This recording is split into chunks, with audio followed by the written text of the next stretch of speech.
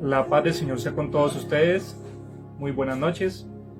Para los que no me conocen, mi nombre es Luis, del grupo Oración Guerreros, por amor a la Santísima Trinidad con María de los Ángeles. Y hoy, viernes, vamos a continuar con nuestra consagración a Jesús por María en su día número 26. Número 26. Hoy es el último día de este bloque de conocimiento de la Virgen María.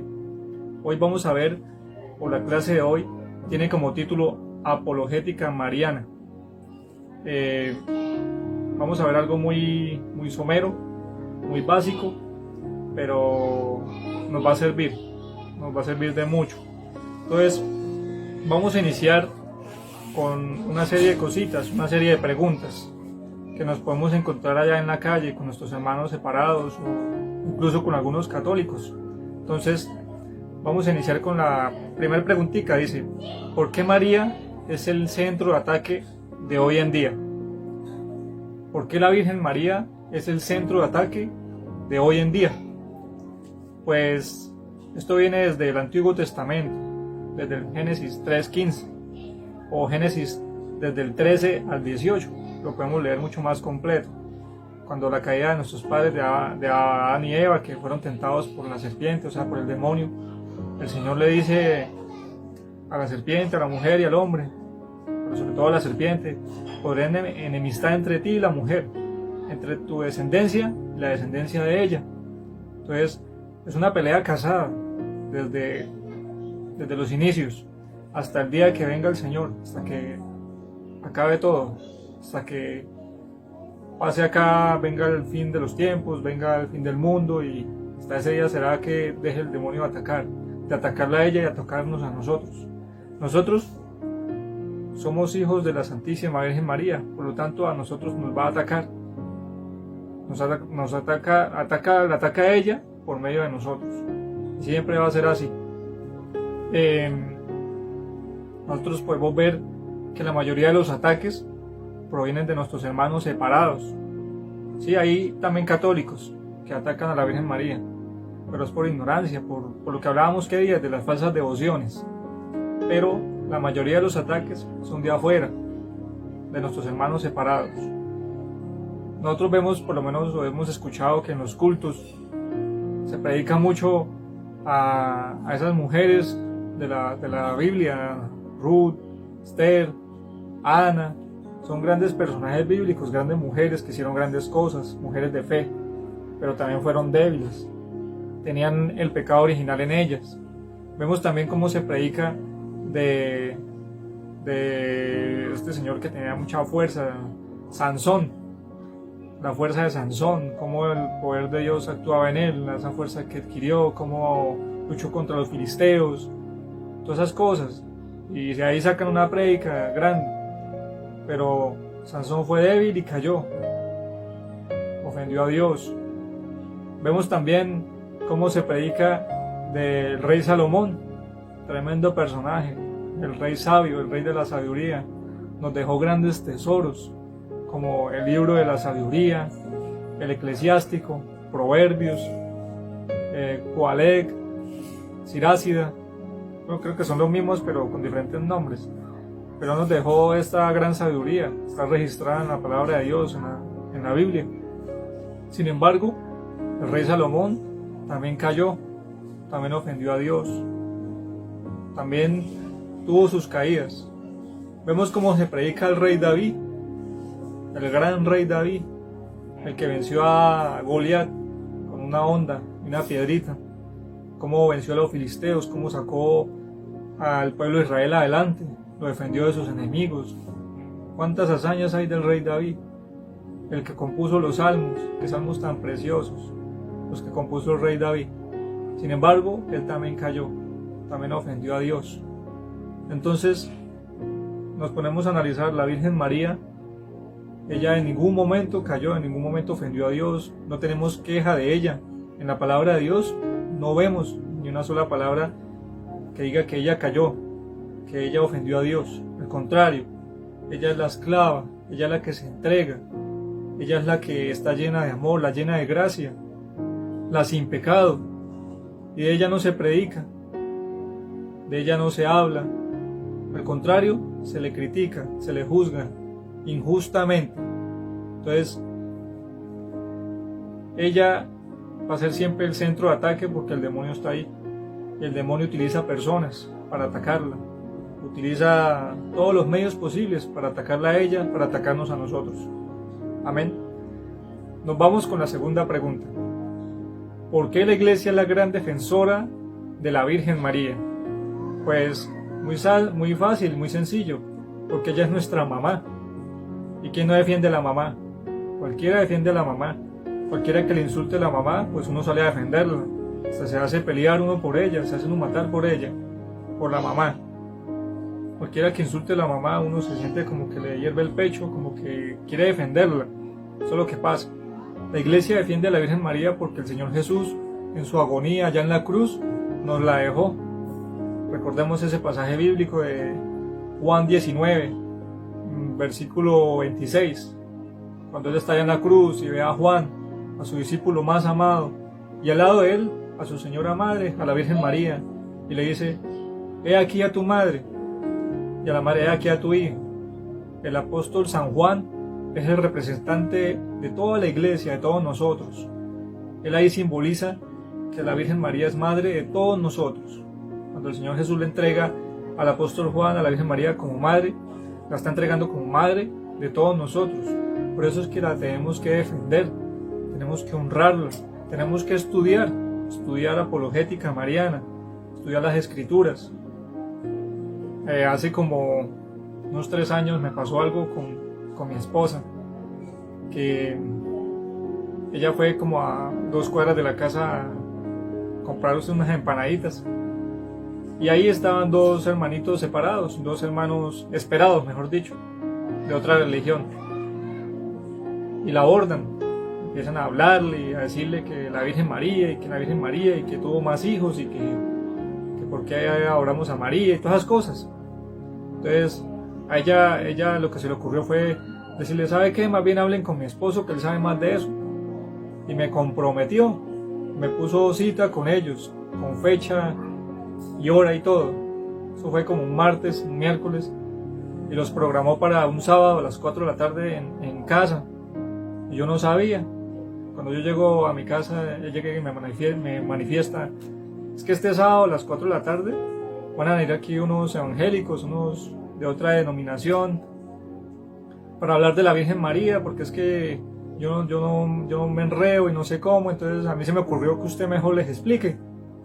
Yo dije: uy, no, amor, ¿cómo me puedo hacer eso? Me puso a estudiar, me puso a escudriñar las escrituras, a ver los videos del padre Luis Toro, que me sirvieron muchísimo, y a anotar citas, y estudié el miércoles, jueves, viernes y parte del sábado. Me preparé bastante y le pedí mucho al Espíritu Santo y a la Virgen María que me ayudaran ese día. Finalmente, cuando llegó el día, a las 4 en punto llegaron ellos, esos puntualitos, llegaron con toda. Nos trataban como ignorantes, como los que están perdidos, como los que no están siendo utilizados por la Iglesia Católica. Venimos a traerles la verdad. Fue como el espejo de salud que nos dieron. Venimos a abrirles los ojos. Y se reían, como un soncito como de burla. Yo los dejé que hablaran, que se expresaran, y ya cuando terminaron de hablar empecé a decirles, empecé a hablarles.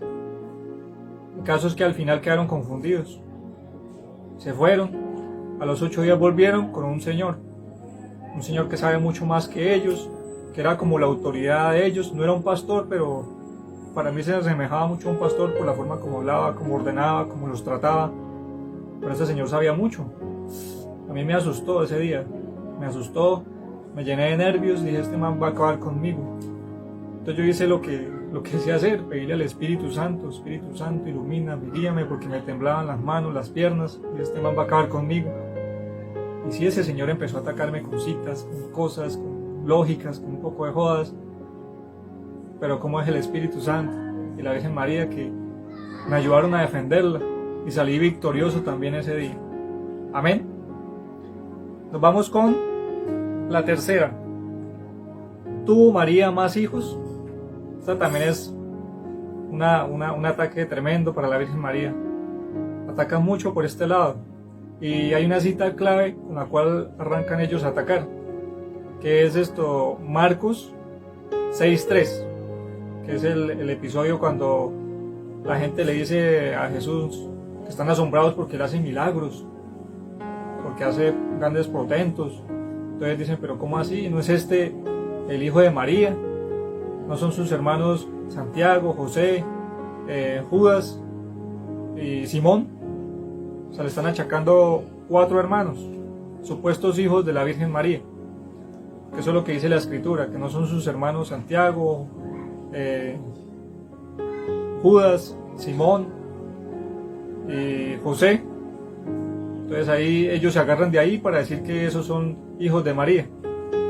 Lo que uno debe analizar primero es que por ningún lado de la Biblia dice que son hijos de la Virgen María.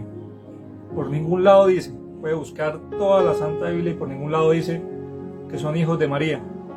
Tampoco dice que son hijos de San José. Por ningún lado. Puedes buscar versículo a versículo y por ningún lado va a decir. Sí dice que la Virgen María es la mamá de Jesús. Eso sí lo dice por varias partes. La madre de Jesús. La madre de Jesús. Estaba él y la madre de Jesús. Eso sí lo encontramos en varias partes. Pero en ningún lado dice que María tuvo más hijos aparte de Jesús. Entonces vamos a explicar esto un poquito. Esos 4 hijos se los podemos quitar con 2 citas bíblicas muy sencillas. Juan 19 versículo 25 dice: estaban en pie junto a la cruz de Jesús su madre. Aquí se está refiriendo a la Virgen María. María de Cleofás, hermana de su madre, y María Magdalena. Ahí acaba el versículo.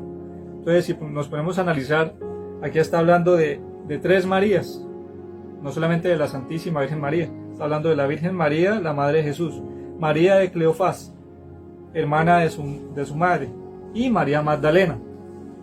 Ahora, vámonos por la otra cita clave, para poder aclarar bien esto. La encontramos en Mateo, capítulo 27, versículo 56.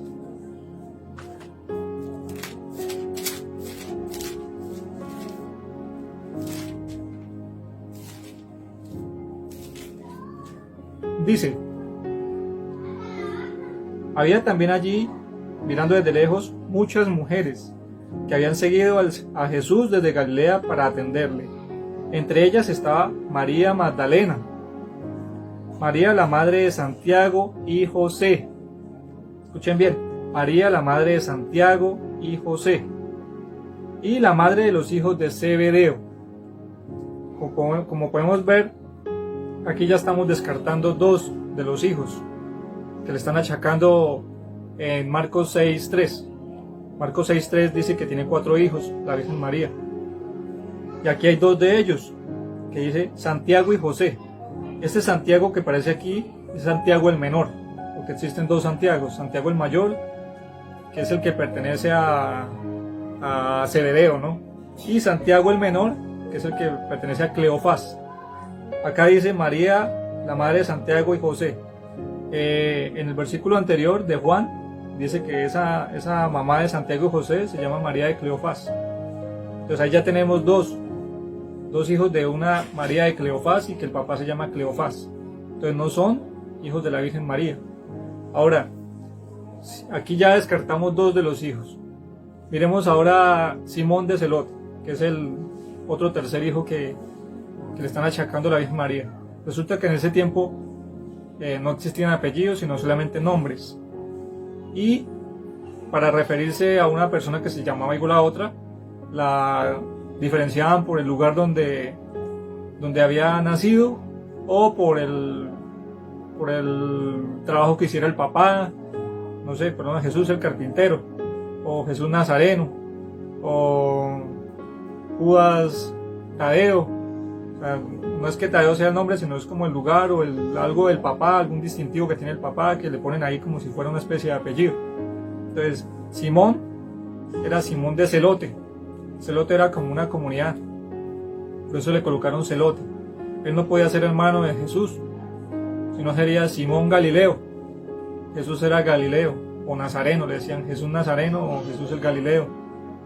Entonces, si Simón fuera hermano de Jesús, también sería Simón Galileo, Simón Nazareno. A él le decían Simón de Celote, porque pertenecía a una comunidad lejana de ahí de donde era Jesús. Este también queda descartado por este motivo. El cuarto, que es Judas Tadeo, que también dicen que es hijo de la Virgen María y hermano de Jesús. Él, en la carta de Judas, capítulo 1, versículo 1, él hace un saludo. Él dice, saluda a los hermanos y dice, soy discípulo de Jesús y hermano de Santiago. Acá se está refiriendo a Santiago el menor. Y sabemos que Santiago el menor, la mamá, se llama María, esposa de Cleofás. Entonces, con esto podemos aclarar que no son estos hijos de la Virgen María. Ahora, hay otra cita con la que nos pueden los hermanos esperados, nos pueden coger de aquí, nos pueden comprometer. Esa cita es Juan, el Evangelio según San Juan, capítulo 2, versículo 12. Esta cita dice algo así, que el Señor Jesús iba bajando por Cafarnaún, o se dirigía a Cafarnaún, en compañía de su señora madre, de sus hermanos y sus discípulos. Grave, ¿no? Porque acá está diferenciando entre hermanos y discípulos. Esa pregunta me la hicieron a mí.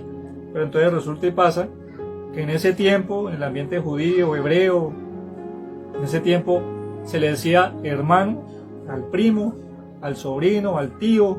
O sea, toda la familia se llamaba como hermanos. Así era en ese tiempo. Entonces, vemos que Santiago, que Judas, José y Simón no eran hermanos de Jesús, sino primos. Eran primos.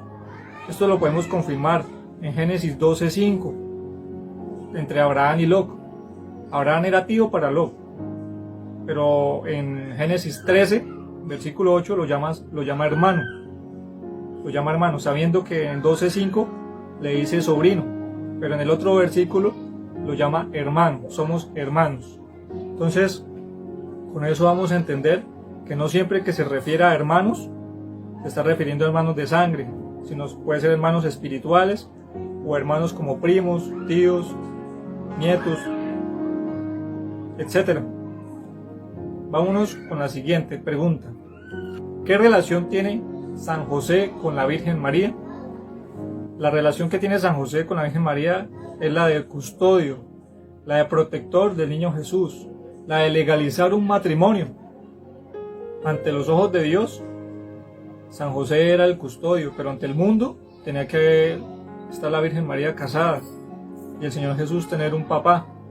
Por eso ese era el servicio que prestaba San José, de ser un esposo y papá ante los ojos del mundo, de los demás, para que ella no quedara mal, para que el Señor Jesús no quedara sin un papá, para que le diera sustento, comida, abrigo. Esa era la función de San José. Pero por acá también nos pueden atacar con una cita bíblica, que es Mateo 1:18, que dicen que no la conoció hasta que ella parió a Jesús. No la conoció hasta que parió a su hijo. Algo así dice la cita bíblica. Entonces, de ahí se agarran los hermanos esperados. Dicen, pero vea, o sea, quiere decir que después sí la conoció. No la conoció hasta que parió al hijo, pero después de que parió sí la conoció. Entonces, en el ambiente religioso, en la Biblia, en el ambiente judío, ese hasta no significa que después sí. No, porque si vamos al Antiguo Testamento y miramos 2 Samuel, capítulo 6, versículo 23, allá en los tiempos del rey David, él tenía una esposa que llamaba Mical. Una esposa llamada Mical, y Mical se burló de él porque lo vio danzando frente al Santísimo, frente al arca de la alianza. Ella se burló de él. Entonces el Señor dijo a Mical, Dios Todopoderoso, que no iba a tener hijos hasta el día de su muerte. No va a tener hijos hasta el día de su muerte. O sea, ¿qué quiere decir? Que hasta el día de su muerte y después de que murió sí iba a tener hijos. No, Ahí sabemos que ese hasta no significa que necesariamente después haya un sí. Amén. Nos vamos con la siguiente pregunta. ¿Por qué la iglesia dice que la Virgen María no tuvo pecado?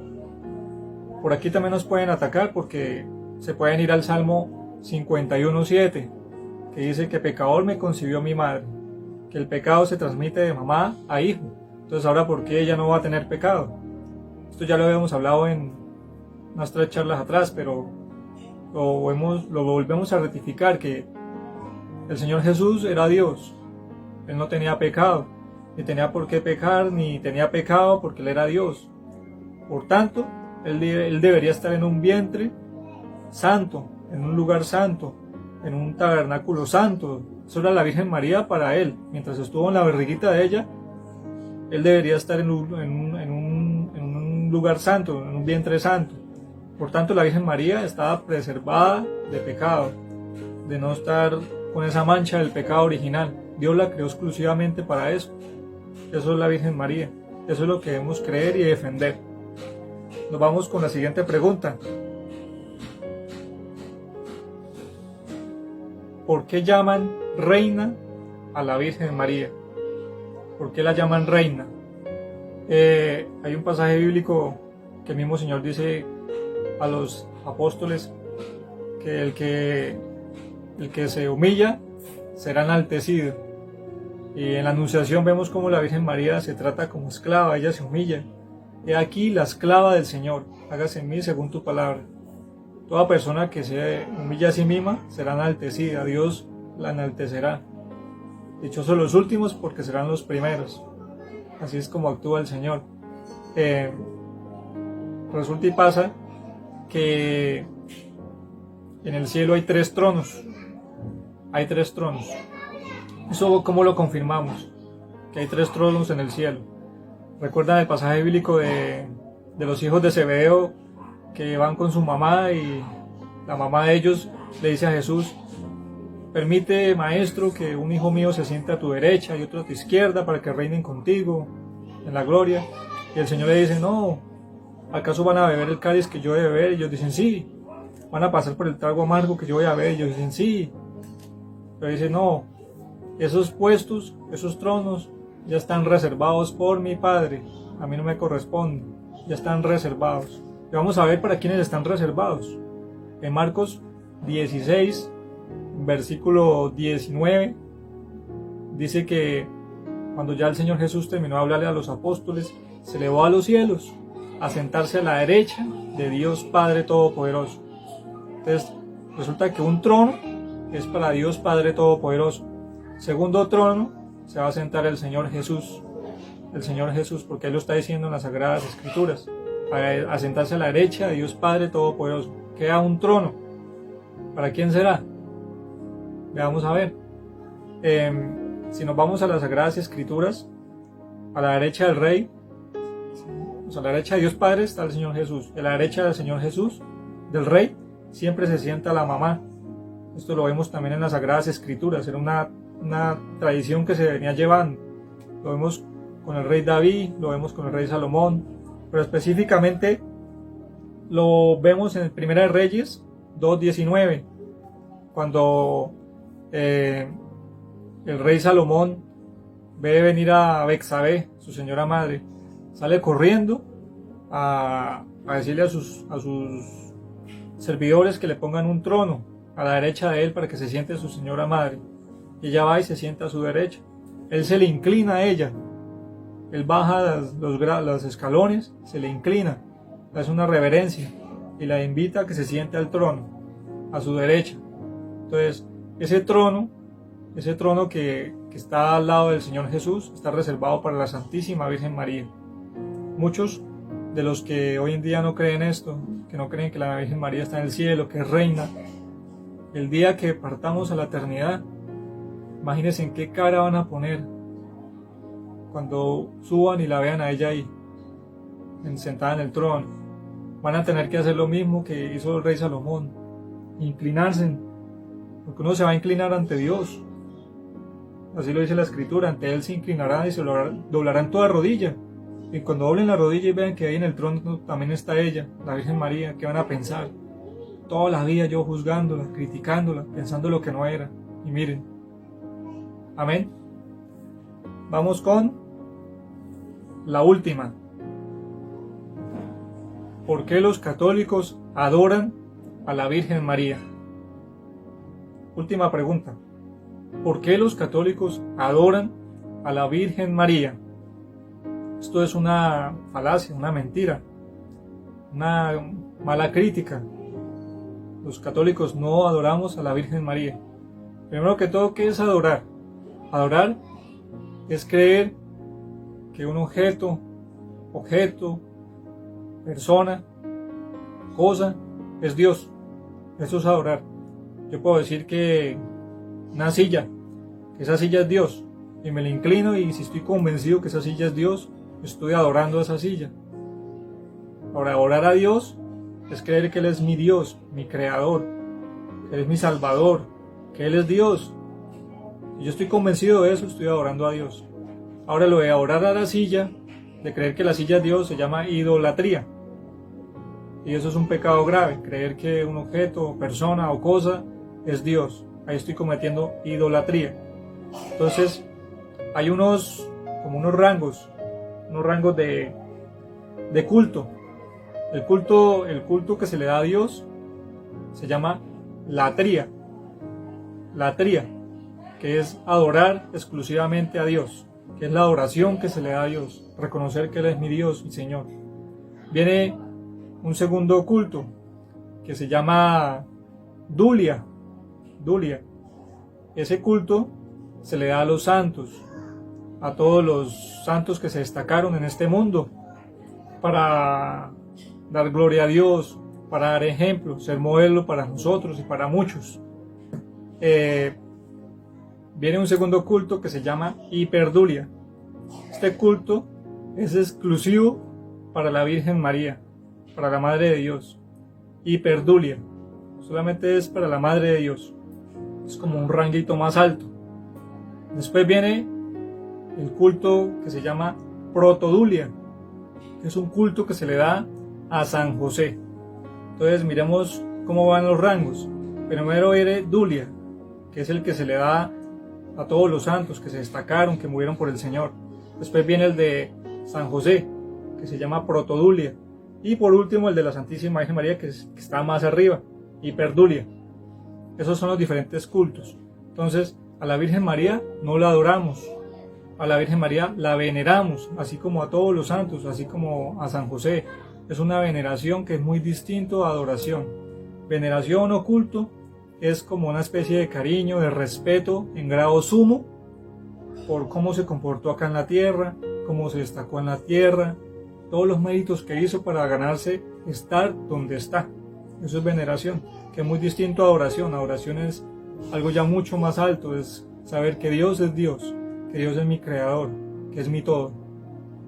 Y bueno, hermanitos, hasta acá una apologética mariana. Por ser así como por tiempo, por ser así como en línea, no podemos explicar mejor o avanzar más.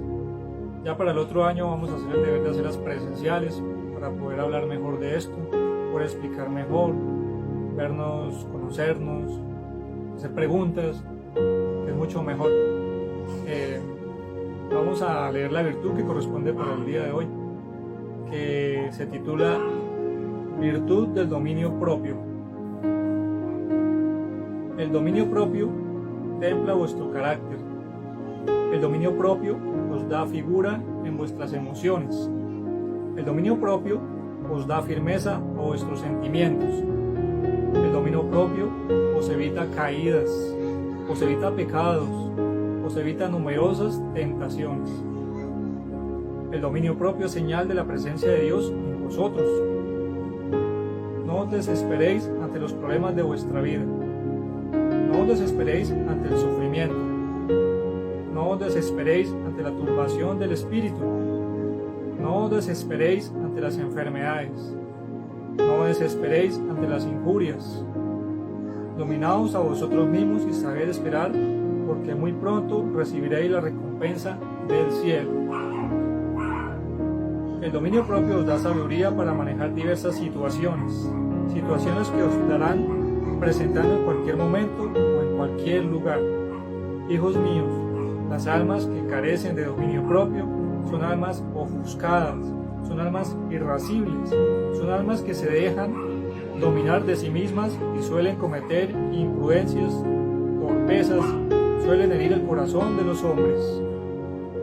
Las almas que carecen de dominio propio son almas imprudentes, almas torpes, en su manera de actuar, en su manera de pensar y en su manera de vivir la vida.